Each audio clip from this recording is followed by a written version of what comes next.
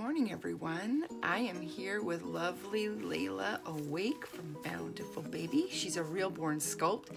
That means that they actually took 3D imagery of a real newborn baby and they turned that into a mold and made it into a doll. I think Bountiful Baby is the only one who does this, and I really love these sculpts. They have such realistic detail and they're absolute sweetness. Here she is. She's all naked. Let me take off her diaper. Don't worry, there are no silly baby bits here that are anatomically correct. This is what they look like. They have a soft cloth body. They're loaded up with glass beads and soft polyfill, and then they have vinyl arms and legs. And the reason why this body is cloth and filled with glass, it's for realism. When they're dressed, they feel so cuddly and they feel so real. And when you're holding these babies, that glass will start to warm up from the warmth in your body, and they're nice and warm. Now this baby just came back from a project. What I do sometimes is if a small production company or student film project comes up and they need a baby for a scene or two and they really don't have it in their budget to purchase the baby outright, I will take a nice sizable deposit and basically rent them the baby, and if it is returned in perfect, absolute perfect condition, I will take the baby back and then I'll relist it and sell it, and I do disclose that when I do this. The great thing about this is prop masters are so careful. They're trained to be careful with props because sometimes they get props that are antiques, they get props that are personal property of people that are very expensive. Sometimes it's, $1 million jewelry pieces, furniture pieces, and so they're specially trained to take absolute good care of things. And this was no exception. They took really good care of her. She was kept in her little container the whole time that she wasn't being filmed, and she didn't get filmed a whole ton, a lot, but they brought her back and she was perfect, and it was super, super fun. They absolutely loved her. They did request a pale baby, and this is the palest baby I had. And when I got her back, I thought, she really is super pale, and indoors she's perfect. And I think with the lighting that they used, she was perfect. But when I took her outside, she almost looked too pale to me. So I thought, before I get her all dressed and ready, I would go ahead and give her a wash of color. What I decided on was doing a varnish layer, a tinted varnish layer, because I had already had it tinted, and I think this is going to be a good color. It looks very brown in this container, but it is mostly medium. It's just like a wash, but a little bit thicker. And I'm just going to do one or two. And you're probably thinking, you're going to stick this whole baby in the oven? No, I'm not. I'm going to have to take her apart. I'm going to have to empty out the glass, empty out the polyfill. I am going to leave her eyes in, and she is top-rooted. For those of you who've not seen a top-rooted baby of mine, this is just something that I do. So I paint hair, as you can see, and then I give them a little bit of rooting of some really super soft mohair, and it adds to realism. It's still, relatively low maintenance, but you get that effect. So I like that. What I'm going to do is put a wet cloth over her hair, and I think that her eyes are going to be okay with the heat. We're only baking at 265, and I don't think that acrylic's going to melt or be damaged. If it is, I will definitely take the eyes out and replace them, although I hope I don't have to because they are very, very pretty blue. So if you are uncomfortable because you see these babies as having feelings, or it looks like they're being hurt and that makes you not feel great, you should probably go ahead and watch something else a little bit more pleasant, because I'm about to take this baby apart. That means removing her head and her limbs. So don't watch this if that bothers you. And this is also great if you get a baby that you want to reweight or you want to make a repair to. It's pretty simple. So these babies' limbs are held on with plastic zip ties like you use to bundle wire and things. And they just pop out. You just click them and they pop out. And this is what the leg looks like. I know it looks brutal because these babies look so real. There we go. Be careful you don't scratch the limbs with your tools. Here is a baby that has a sticky arm, and I talked about this in another video, and I want to address that now that we're here. Her arms don't have rings on them. I sealed them with Mod Podge to make them very shiny and slippery so that they could move really smoothly inside of the body. And some moisture must have happened maybe overnight. She was in a box, so maybe there was some moisture, but you can see her arms not moving freely.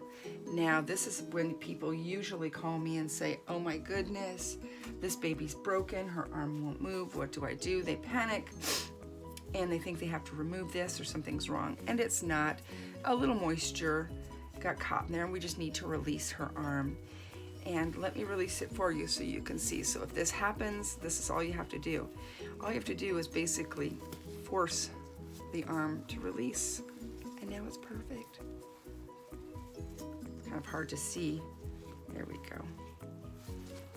So I did release that.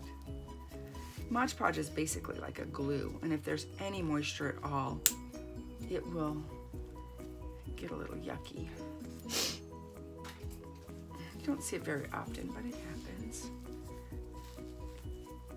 And now off with her head. I know that sounds terrible. Remember not to scratch that pretty painted rhino. We'll remove these and toss them out because you can't use them a second time. Take off her head.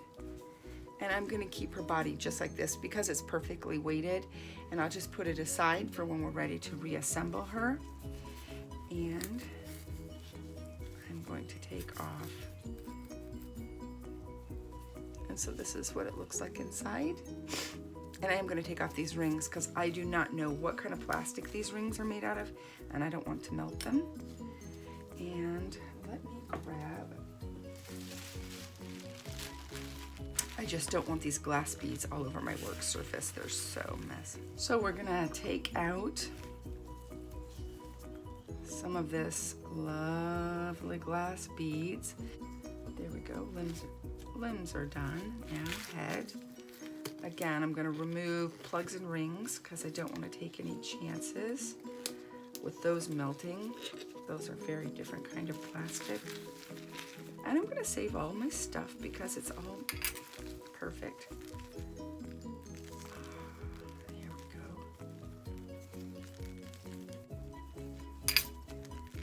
There we go. And her glass stocking is in there, and you're probably thinking, how am I going to get that out? Well, gravity. So what I do is I just pull a little and then I let it fill up.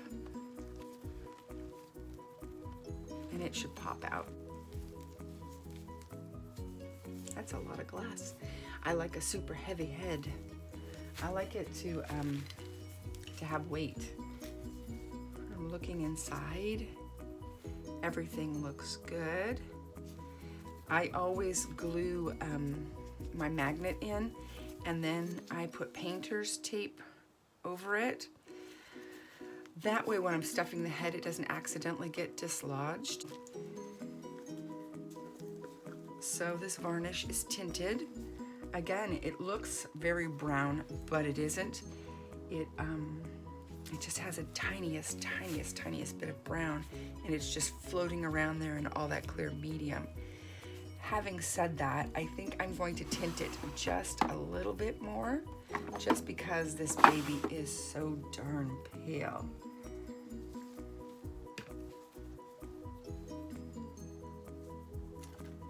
Let me get a clean brush that I don't mind mixing with, and I'll remove some of this varnish.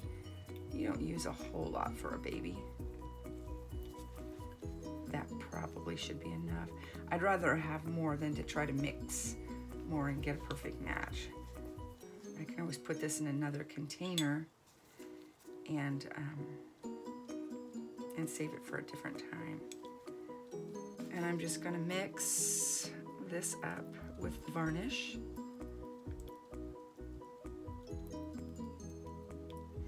And when you varnish, you want to go on thick. You don't want it dripping. Another reason why you want a little bit on the thicker side is because you want to add a little texture to the baby. Again, some people feel comforted by and love the texture of a thickly varnished baby. It makes them feel like that baby's not going to get shiny and the paint's going to last a longer time. Some people just love the way it feels. Some people don't. That's okay. And I didn't always varnish babies. Just because I sometimes, depending on the doll, mix matte varnish in with some of my layers when I prime the baby. But I got talked into it by Karen. You know who you are. I'm gonna have her on. We're gonna figure out how to Skype and get her on here to talk about it. She was like ground floor Reborn when people were painting the insides of babies and they had to get dolls from toy stores, and she can probably tell us a lot about how that was. I'm guessing it was pretty difficult but super fun. Okay. So I use a sponge that has torn off edges. You probably don't need to tear off the edges, but I just don't like any hard lines to pop up. And probably you wouldn't even see it. But just in case. And I'm just patting that varnish on. I am gonna do all these limbs off camera because I don't want to bore you to pieces. And then I'll come back and do the head on camera so you can see how I'm going to work around hair and eyes and eyelashes. I love this baby's limbs. They are the cutest limbs ever.